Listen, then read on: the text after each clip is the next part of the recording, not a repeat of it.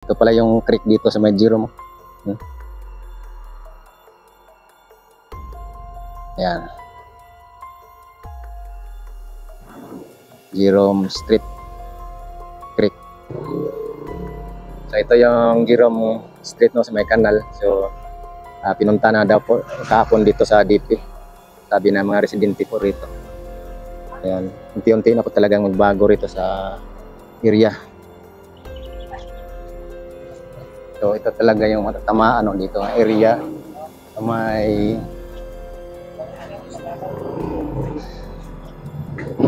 San Marcos. Naginahina na sa Dagbaklas. O ni agyanan din no.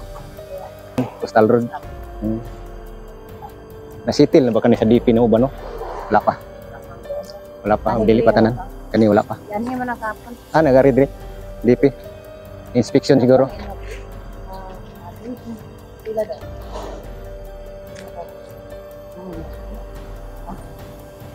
Apil din nyo ate. Dire. May kanal. Ito yung San Marcos area. Yan, wow, grabe ang dami na ano.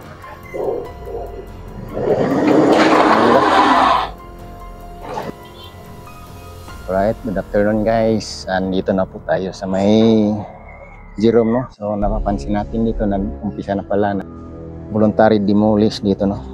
Clearing ng mga tao dito. Ayan, mapapansin nyo dito guys. Yan.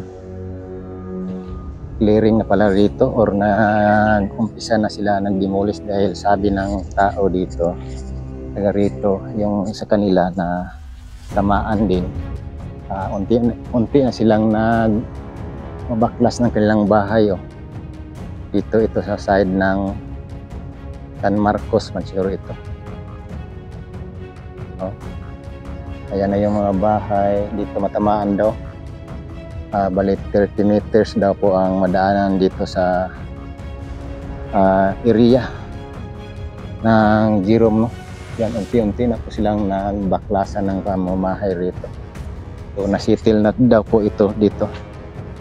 Yan, unti-unti na silang nagsilikas or giniba na yung iba. Ayan. Ito po yung madaanan. So binalikan po natin para ay hatid dagdag update po dito sa gitnaan ng construction dito no, sa final segment ng Davao City Coastal Road. So papasok na ng Arcastillo. Ito na po dito. Yan. As we can see dito, makikita po ang mga barong-barong na unti-unti ng giniba. So, yan. So, ito pong linya dito. Patungo po ito ng creek ng Jerome. Yan, nadaanan po natin dyan. Unti-unti na din pong pinabaklas or ang kanilang mga bubong para ma-save nila no. Okay. Yan po. Dami pang mga basura dahil may hapon. Diri na agitit no ang sa Coastal Road widening diri. Sugod na sila ko no. Sila rin nagkuha na guba pero murag gibayaran man sura sila. Gibayaran gubaan. Bayaran. Ano bayaran ni sila? Kuan daw 30 meters. 30-20. 30 daw, 15-15. Ingon to si Manong dito. 20 man ako nagungkan. At 20. Maputingon nila dito. Ang engineer man nag-ingon sa mo. Engineer, 20 daw. Gikan sa Karsada 20 kilo. Kuan. Gikan sa Karsada 20. Sa Katon dito. Kilometro. Tung na kanal. Karsada ito nga. Ito nga. Unsa kanang mga pedicab daw. Unsa sa status na no? Diba agianan ginagpidikab gid. Agianan. Di buhatan po na sila. Buhatan po na sila. Agianan sa paras pedicab lahi po tong mga sasakyanan, no? Maayo kay siyempre daghan kay mga residente diri. Mao man ni panginabuhi sa mga pedicab diri. Biyahe ana. Separate sila agianan din ang hapit na naana din Ano bitaw diri no? Oo. Wa pa sila naguba.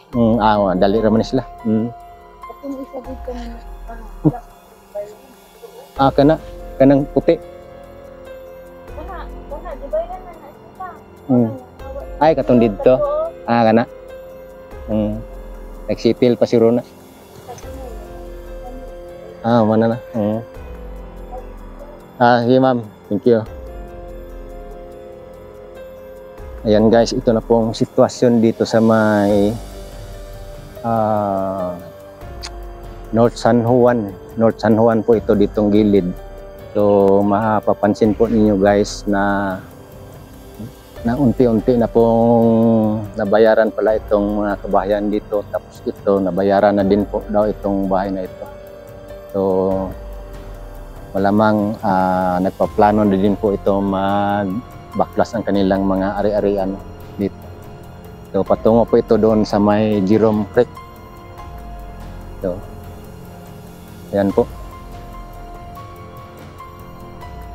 So nalilito lang ako sa mga ano dito dahil ang pagkakaalam ko 15 meters, 15 and then 30 lahat ang alignment talaga ng itong coastal road, no? Itong widening dito. Okay, so nandito na po tayo sa malapit sa dagat talaga, sa tabi ng dagat. So titingnan po natin dito ang construction. So nandito na po yung area ng coastal road kung saan dito po yung pinakadulo na. Okay, may hapon dia. Tanaw ko diri sa man diri tumoy. So ayan guys, nandito na po yung pinakadulo, no? Dulo ng coastal road. So galing po ito ng Santa Ana and then tuloy-tuloy dito sa may Barangay Duterte, San Juan and then Mintrid, so Barangay Sintro, then dito na sa Jerome. Ito na po kuan man ito dito, no? North San Juan, no? Katong dito San Marcos. San Marcos tong dito dapit sa may kanal. Kanang street sa may kanal tiyon sa nang street dia, Jerome Street. Jerome Street. So ayan, papasok na po talaga sa Jerome Street itong Davao City Coastal Road. So yan po yung update natin dito guys. Ngayon pupunta po tayo dito sa baba para makita makita po natin dito ang area kung saan nandito na sila. So nakaraang vlog natin dito dito tayo, maraming mga tao. So sa ngayon tahimik, no? So punta po tayo dito sa mismong present na gawa na nila, no? Yung natatambakan na nila dito. So ayan po guys, nakarating na po tayo dito, no, sa lugar ng North San Juan. So ito po kasing pinakadulo nito ay ang North San Juan, no? So ayan. Titingnan po natin dito ang area, ang lugar kung saan nandito na yung construction. Dati kasi unang vlog po natin nakarating tayo dito. Nakarating tayo dyan. Klaro naman yon. So pinapaluapan lang din po natin ngayon, no? So yan. Yan, mapapansin nyo itong bahay guys dito. Gilid. Hindi po sila matatamaan. May konting area lang po dito na matamaan, no, sa mga bahay. Yan.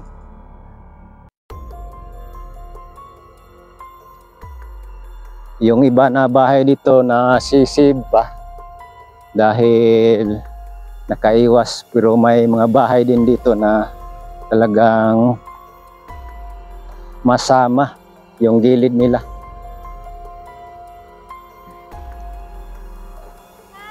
Ayan po, nakarating po tayo dito sa Paliko na, no? Sa bandang rito. So, malamang dito lalagyan din ito ng minor bridge sa malapit dito sa Paliko ng mga bahay. Sa grupo sa mga bahay dito. Ayan. Ito pala ay dito pala yung ano, creek. Ito pala yung pinakalas bukana ng creek, no, dito sa Jerome. Yan, no. So, dito pala seawall.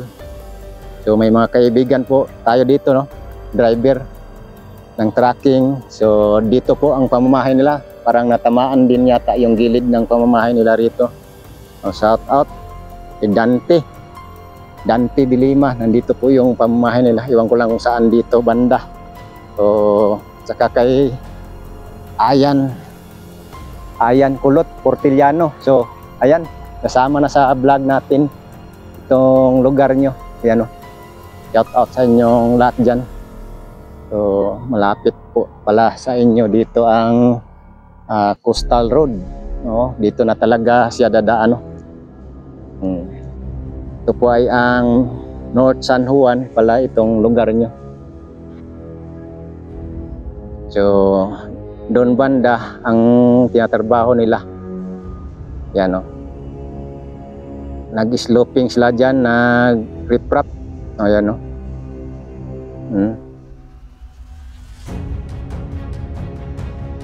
So lampas na yan ng main trade. Oh, diba? So ngayon guys, titingnan po natin sa ating aerial. Subukan po natin maka-aerial dito dahil si Crispy Core TV hindi po nakapagpalipad dito, no. So sa ngayon tayo po ay susubok dito sa ating pagpalipad. Dahil nung nagpalipad tayo, doon man tayo sa malapit sa main trade. Okay. What's up guys?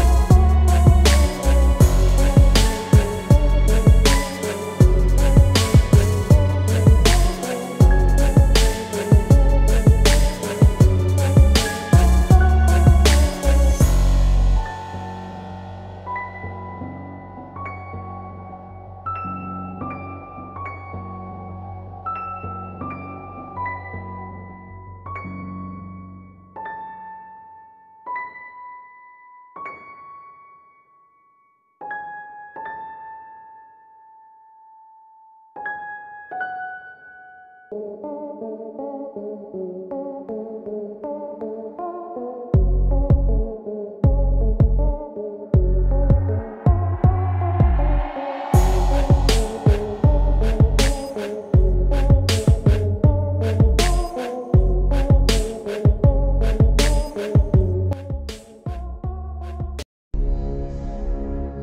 na parte, ito yung tinatawag nila na buntod.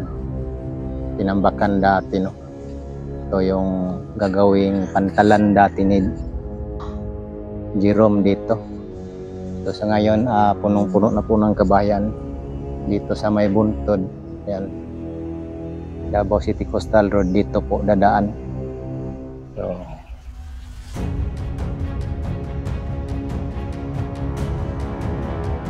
ayan po guys, ito po yung madaanan, no? So atin lang pong sinusuot dito. Yan. Talagang nagdimulis na diri daw. Oo. Naguba na sila, no? Di mo man ni diri maagi, ano? Asan yung balay? Taas pa, wala mapil nyo, ha? Tanawa diri guys. Oh. Nagipangguba na diri ang mga balay guys, kay ang uban kuha naman god, bayaran na daw ni uban. So hasta po na nga balay, nabayaran na daw na siya diri na sa may buntod. So sakop na yata ito ng San Marcos dito patungo ng Jerome Creek, Jerome Street, no? Yung may creek dyan, may kanal dyan. So, ayan, no? So, ayan guys, yan lang po ang ating update ito, no? Follow-up update dito sa may North San Juan, dyan sa dulo ng Coastal Road. So, final segment po ito dito sa may Jerome Creek, no? Jerome Street, dyan sa may kanal. So, yan po. So, makikita po natin dito. Tingnan nyo ang bahay. Unti-unti nang ginigiba. Patungo na po yan dito sa Jerome Creek. So, nakita na po natin sa drone shot yan. Dito. Ang alignment. So, yung madaanan, yung drone shot po natin. So, ito, dito, patungo doon. May creek. Doon sa may Arcastillo. Yan yung pinaka-final segment. So, balikan lang din po natin dito guys sa ibang araw. Para mawitnessan din po natin kung unti-unti na silang mag-backlash ng kanilang pamamahay. So doon banda, yan banda ay nagbabaklas na din po yan. Yan yung mga bubong nila, tinatanggal na. Yan po, San Marcos na po yan dyan banda. Okay.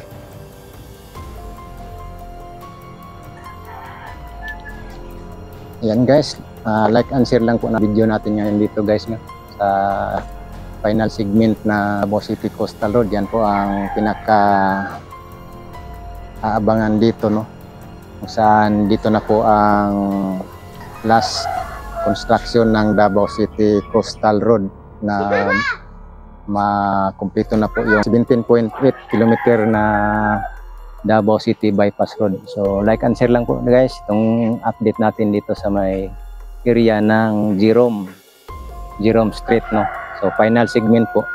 So ingat po kayo guys. God bless at see you next update na naman po guys. Bye bye.